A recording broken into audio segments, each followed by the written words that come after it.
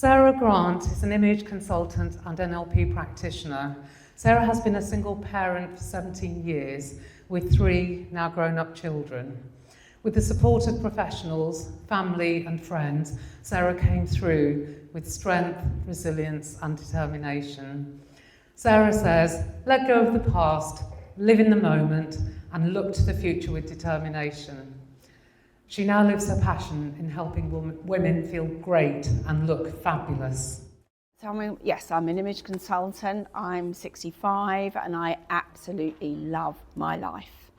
But I didn't think that about 17 years ago. So my husband left, and not only did he leave, but 4 weeks later, all my suspicions that I'd had came true.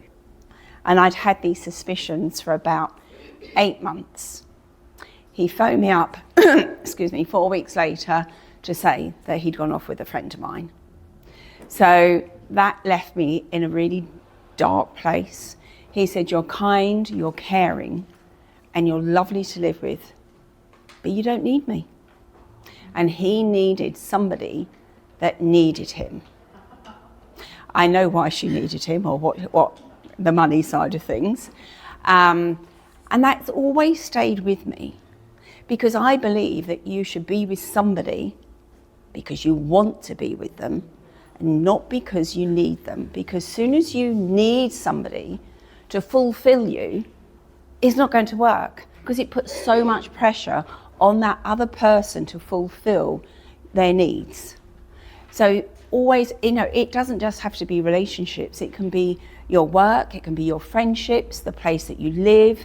It's how it makes us feel. We have to find the love inside of our hearts and not relying on anybody else. But through this moment, I had this gut feeling that something was going on. And obviously, I ignored it. My head was saying, Sarah, you can't say that about your friend. How could you say that about your friend? That's terrible. But my gut kept saying, something's not feeling right. And it was just going backwards and forwards. And it was just the conflict. But you know what? My friend gave me the best present of all.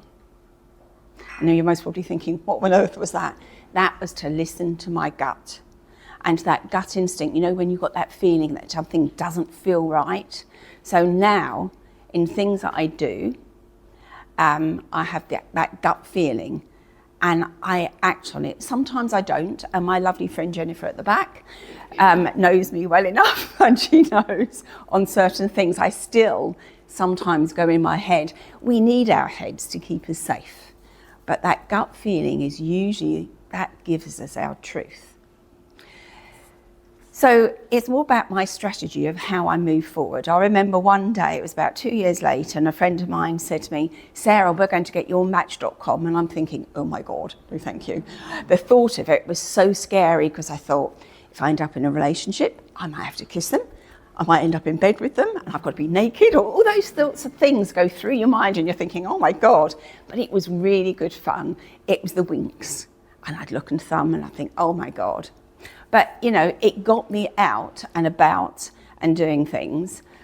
But I remember that day coming home, and I'm there now, and I can see it so clearly. And I thought, I've got to change something. I've got to change my life. But my head was so crowded with all this stuff that was going on that all of a sudden there was this big ball. And some of you might remember, some of you won't. There was a program on TV called The Prisoner. I don't know if any of you remember it. And it was called The Prisoner, and it was filmed in Portmeirion in North Wales. And it was Patrick McGowan, and he was a prisoner there, and he used to run along the beach, and this big ball would come out of the sea, remember it? And it would engulf him. And that's the vision I had. So I thought, bugger you. I grabbed that ball and I kept it beside me, and everything that was in my head, not everything obviously, because it wasn't easy, I thought I put in that ball, because I had to get out what was in my mind, because my mind was just going haywire. You know, it's the emotional needs of the children were paramount. My mum, who had never ever been ill in her life, was taken ill with a bad heart. You don't know where you're going to live, you don't know what you're going to do. The house had to go on up for sale. Obviously the emotions I had towards my friend, there was all those things going on, so it went in that ball. And then what I did, every time I had to deal with something, whether it be the solicitor, whatever, I'd go into this ball, I'd take it out, I'd deal with it. If I couldn't deal with it, then it went back into the ball. But this ball was always, I'm coming out, I'm going to go back into your mind. But that was the only coping strategy that I knew that would help me move forward. And another thing that I didn't want in my mind is that my friend wrote me a letter. I realised who it was from, and I put it in an envelope. I said, I have no interest in reading this letter, and sent it back. And people said, Sarah, how could you not open it? Why would you not want to know what's in there? I said, why do I want her conscience and her words in my head? I wanted to hand them back to her, and to this day, I'm glad I never ever read that letter. Moving forward a bit more, a friend of mine said to me, Sarah, a friend's got a clothing shop. Why don't you work a couple of days in there? Because I'm creative. I love sewing. I've done it since I was a little girl. I love fashion. I'm not academic, but I'm very emotionally intelligent. That's what I much prefer that anyway. So I got a couple of days there, and it's there that I loved it. And I was there for 7 years, and it got me out and about. I started to love who I was. And someone said to me, it's like having a counselling session with you, Sarah, when they come in. And someone said, why don't you become a personal shopper? I said, I couldn't do that, it's too shallow. Taking people shopping, absolutely not. Cut a long story short, I did train as an image consultant, and I trained up in Warwick. And I met 2 of my really good friends up there.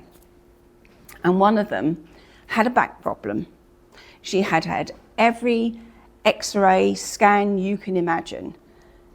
Couldn't get rid of this problem. And somebody at her work said, you need some NLP. So she said, what's that?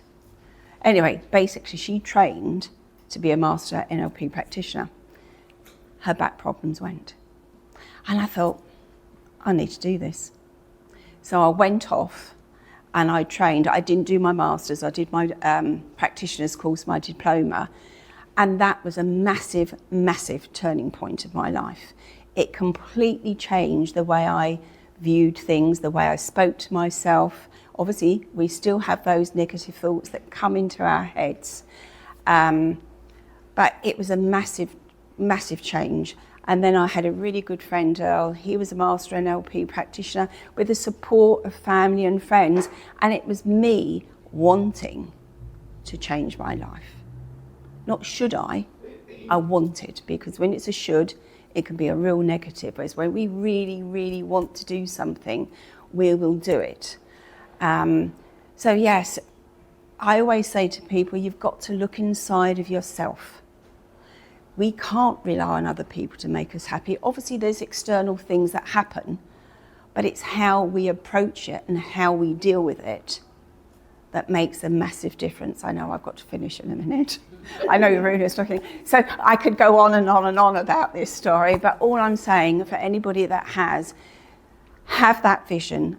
I mean, today, now, I don't have that ball, but what I have this big staircase in front of me, and I walk up it.